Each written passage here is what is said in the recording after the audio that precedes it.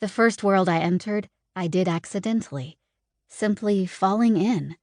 I was playing hide and seek in the local park, and when I went to hide in the bushes, I saw plants that I did not know existed out of the corner of my eye. I saw blue stems, green petals, and blooms as large as pumpkins interspersed with purple, leafy-looking things. I was so surprised that I fell sideways and into my first mini-adventure. This place was almost straight out of a fantasy novel, all green trees and beautiful flowers. I looked around, enthralled. I saw 2 suns in the sky, a lovely light shade of yellow illuminating the green and blue and purple plants that surrounded me. There was music in the air, from animals or from someone else I could not tell. Some of the plants moved on their own. They used their vines and leaves to pull themselves along the floor. Could they really be called plants? A few that were orange with many petals resembling a lion's mane advanced on me. I stood transfixed when all of a sudden arrows shot through the air into the heads of the flowers. I screamed, not knowing what was happening, when suddenly 5 humanoid creatures emerged from the woods. "Xaberth Colm," said one. "De Gullen Pa," exclaimed another. "I don't understand you," I cried in shock.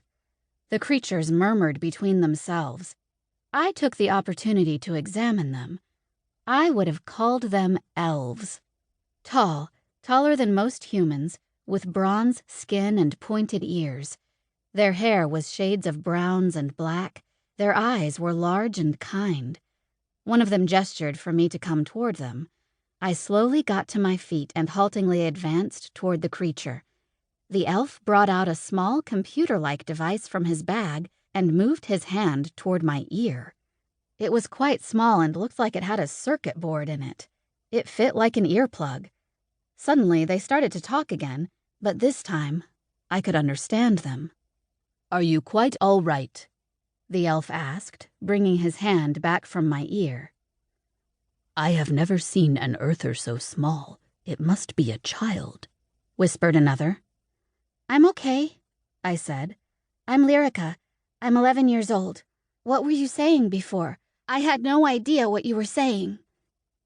11? In Earth years, that is quite young. Is your name Lyrica? You can call me Athlond. And I put a parley facilitator in your ear."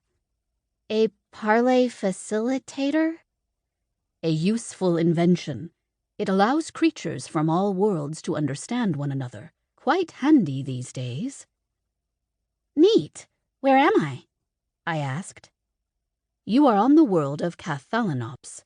We are called Thalon, but most people from your world call us elves," replied Athlon with a wry grin. "Huh. I thought you looked like elves." "We get that a lot. But, importantly, you must be in shock after your travel. Come, we will look after you." Athlon and the other Thalon led me down a path to a city in the trees. There were tents and stalls on the ground, with Thalon meeting and talking. But all the buildings were beautiful wooden structures integrated into the tall trees, with large stairways leading to the entrances. Hanging bridges hung between the buildings as well, with Thalon walking across to get to their destinations. The building walls were made of interwoven branches, giving the city an open, airy feel. I followed them up to a large building with many windows built into the woven branch walls. This structure was built close to the ground. Inside was a comfortably appointed room, cozy-looking despite its large size. A couple of paper-strewn desks lined one wall, with couches and cushions forming a seating area on the opposite wall. There was what I thought was a fireplace, but the flame was green. I assumed it was magical. Real flames would not be a good idea in a wooden city. There were a couple of Thalon in the room. They turned as we entered. They were slightly taller than the Thalon I was with, but their figures were curvier, what I would expect from a female human. They walked over to the entrance where we stood. "Goodness, and who is this small thing?" queried the elder-looking one.